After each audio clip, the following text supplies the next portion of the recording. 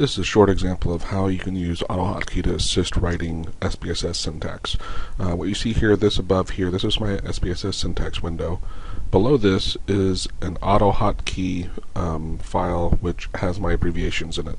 A short overview here, what you can see is everything after the 2 colons. This is what gets replaced when I type after this part. The 0 just means don't leave a space at the end. So first let me just show you. So if I was to type SPSS non-capped, it capitalizes it for me, as you can see right here. So here's SPSS, and it says replace this with this. So yeah, big deal. But when you want to remark a command, right, I don't have to type all of this. And if you noticed, when it backed up 33 spaces from here, 1, 2, 3, 4, all the way over to right here, which it automatically puts me where I want to be. So let's say I didn't want to use that remark command. I wanted to use my second one. This one is the second one. This is the R2. Oop, it put that inside itself. Okay, let's not do that. Alright, so this can also be used, of course, to call up syntax you've already written. So now I could easily put in my variables here, or my frequency. Right, that puts it in there. And the means command, and you notice they're backing up to where I want to be. Still not a big deal because generally these are pretty short and easy to remember. Now let's get down to where it gets a little more interesting. So things I use less often, like creating a random variable, that I just don't remember off the top of my head. I always have to look up, so this is a quick, easy way for me to remember that. If I'm going to define a matrix, this is a quick thing to define a macro that I can put in the variables in it. If I want to call up one of my macros for flagging syntax, characters in a variable, this is actually a macro call, so it's flag. This looks for anything that says @ti dot. The source is email. The type it's going to create it as this, and this is just a reminder I've built in the tutorial is this is not case sensitive, so you have to capitalize everything. Actually, it is case sensitive. I just haven't uppercased it. The flag M. Let's see what that does.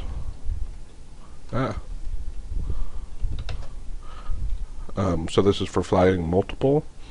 So what variable do you look at? Look for values, source variable. Anyway, you can easily use it to pipe in a lot of things, which you don't remember every time you're doing it. I also, because I use match files to keep a lot, so match file. So that's for matching files. Now, what if I want to keep certain variables? Right, I can type match file keep or mfd for match file drop. List the variable. So here's one for the aggregate command.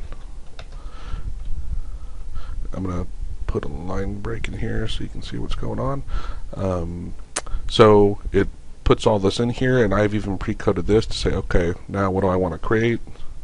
Cut, and I can put my label here, and this is all already built in, so I don't have to go write that from scratch or use the windows or buttons.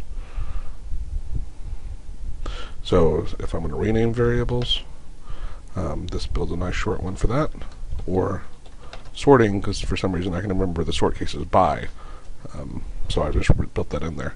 Then I have a ton for exporting.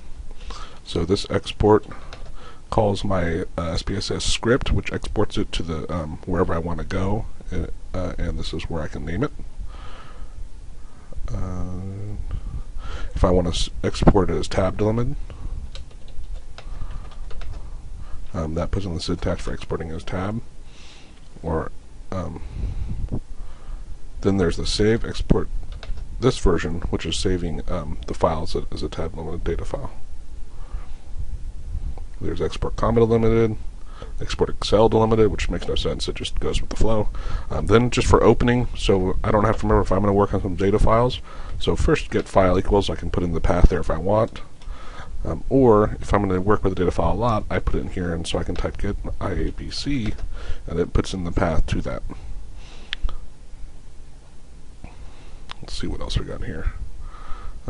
Here's just syntax for So it's special things also when you're sending a exclamation point, depending on how you've got that AutoHotKey set up, you might need to wrap it in the curly brackets. So the value labels, because I'm terrible at typing, this puts in there so I can just throw them in there real quick. I don't have to try to deal with the quote unquote stuff. I can call my other syntax files, so I can have it where this is set up ahead of time. So I'll show names, output show labels, or I think there's a both in there. Turning the output on and off. Set print back on and off. These are the things I use oftenly, and I just don't remember the syntax necessarily for it. Plus, if I use them so much, it's just a very short abbreviation for it. These are calling up scripts. So if I want to change the decimal places, set decimal 1, that'll change the decimal places of the table right before it to 1. Here's one for line wrapping. And then I have, these are a lot of my macros that I've written. So let's see, factor.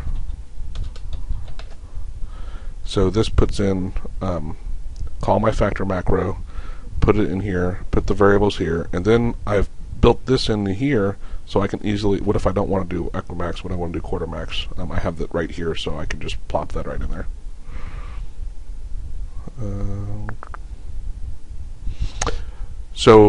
Also, I end up creating macros fairly frequently, but I never quite get the form, not enough to where I get it perfectly. So what I've done is built a little template here, which just helps remind me, okay, here's the basic structure of it, so I don't have to start from scratch. And then the other one, which is pretty awesome, let me get the data file over so you can see what I'm doing. And let's actually go back here and we'll get IBC.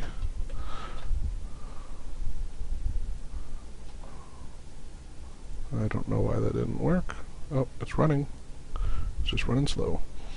Now, typically when you want to grab a bunch of variables, you come in here and you copy and you paste, and then if you're like me, you don't like having all that text in here, so what I always do is put in the word to, come down here, drop this, right, and then I don't actually want that. So that's one way to do it. Or, what I've done is I've used AutoHotKey to come in here. I can hit copy and come over here and hit paste, and it actually does that for me. So that saves me a lot of work of just going back and editing so I can get some nice short code. Thank you.